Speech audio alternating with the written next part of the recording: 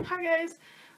Today I didn't really have anything for you guys for this week because I'm working a lot. I finished reading Ouran High School Host Club. It happens to be one of the few books that like sticks with me, one of the series is Ouran. There's also a TV show, so if you haven't seen the TV show, you need to go do that. I was introduced to Ouran. Oh, I might have been like 13 or 14. I was really young. One of my friends in high school, I think it was either my freshman or my sophomore year of high school, but it was right after spring break, and I hadn't seen her for a little while. She had me come over to her house and we hung out for a little while, and she's like, you have to watch this. And at the time it was on YouTube. So she made me watch the first episode. Like 3 minutes in, I'm like, oh my god, what is this show? I binge watched it in about a week, yeah. So then I discovered the manga. I actually got it from the library and started reading it. And it was great. And I was obsessed. I just want to share that experience with you. It is fairly feminine. Not gonna lie. I have yet to find a guy who's interested. It has some of my favorite voice actors in it as well, like Vic Mignogna, Caitlin Glass. Anyway, so the manga, we're here for books, yeah. There are quite a few main characters, and then there's like secondary characters that you still have to pay attention to throughout the series, and it gets a little bit complicated. So the main character, we kind of see through her eyes, is Haruhi Fujioka. They all think she's a guy because of the way that she dresses, but she is a she. But everyone thinks she's a guy. That's the plot. She is an honor student to this really rich, fancy, ritzy, like, boarding school kind of a thing. Then there's the members of the actual host club.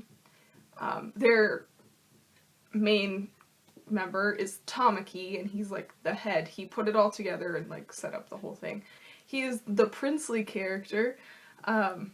He thinks he's God's gift to women and he's amazing and like whatever. Second in command is Kiyoya Otari. He kind of runs the show from behind. He does all the finances and sets everything up and like does all the arrangements.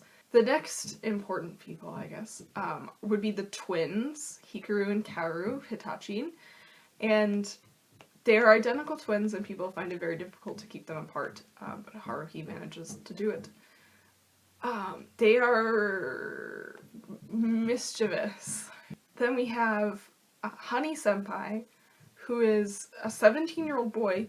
Boy Lolita is really the only way to describe him. He's very childish at mind, but he has all of the like mental capacities of a 17-year-old. He's just really playful and childish. And his cousin, Morinozuka Senpai, his first name is Takashi, but no one calls him Takashi, everyone calls him Mori. 100 years ago or so, the Morinozukas were slaves to the Honey Nozuka line, so that's kind of still how he kind of sees it, as a master-servant relationship, and he like dedicates all of his time to Honey, I mean apart from like schoolwork and stuff. But they're always together. And that's it for the main group. The plot is, like, it's simple, but it's so convoluted and weird. When Haruhi comes to school, at the beginning of the school year, you know, she's looking for a quiet place to study, and she sees this music room. And she's like, okay, well, you know, there's no classes right now, so I imagine that the music room is gonna be pretty quiet. And she goes in there and is like ambushed by the host club, which happens to have their after-school club in this abandoned music room. She just doesn't know what to do with herself because they're like, well, it's mostly Tamaki, but Tamaki's like flirting with her and like, you know, trying to be a good host, and they're essentially escorts, like make you feel good about yourself, pretend like they're your boyfriend for a little while, and it's like overwhelming for her, and she knocks over a vase. that's like super expensive. She's like, I'm so sorry. And they're like, well, you know what you can do is just be a host. Or no, you're gonna be our little errand boy. So they're all happy that she's there. They like her, you know, they get along fine. They discover that without her glasses on, and in the uniform, she looks pretty handsome. So they're like, well, let's dress her up, and she can just be a host, and people will pay to see her, and she'll create extra revenue. So Kiyoya does the math, and he's like, you just need 100 people to request you, and pay to hang out with you, and we'll call your debt settled. Which kind of makes me wonder how much these girls are paying just to hang out with these guys. And then there's this one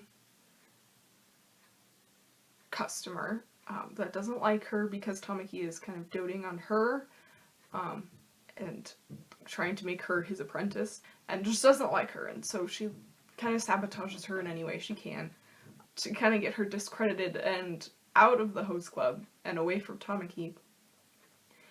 Pretends that Haruhi makes an inappropriate pass at her, but everyone knows what happened, and the twins kind of put a stop to it right away. But because she caused a scene, they raise her quota to 1,000, so that's really it. She's now in this host club until 1,000 people, customers, come through and pay to see her.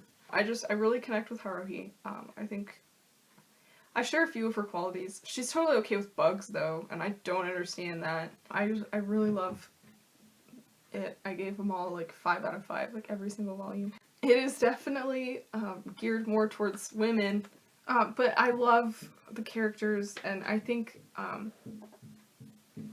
the author did a wonderful job. She leaves like little author's notes in all of the volumes, and like tells you about her life and what's going on, and how she felt while she was writing it, and it's really cool. I really like that intimate connection with the author, and getting a glimpse into her thought process. So I definitely recommend it, especially to teenage girls. It's hilarious. The drawings are spectacular. It's really nice. Of course, I always want to support the author, and I suggest purchasing the book, but the libraries usually have it. And you can usually find scanlations online for free. The bloopers from the TV show are hilarious, of course, because the voice actors are great. But anyway, so that's it. That's pretty much my happiness for Ouran right there. There will be a link down below to Ouran on Goodreads. Please go read it. It's one of my absolute favorites. I have all my links down below. Please subscribe for more videos, and please like. Please comment, let me know how you felt about Ouran, or if you have any series, TV show, or manga, or whatever, that are similar that you'd love for me to check out. Anything like that. Always welcome to comments. On a side note, there are new videos for FoodFoolery as well, so if you want to pop over there and check them out, there's a link down below as well. I will see you guys again in a week or so, probably less. I have quite a few videos that I've been pumping out lately. So I will see you soon.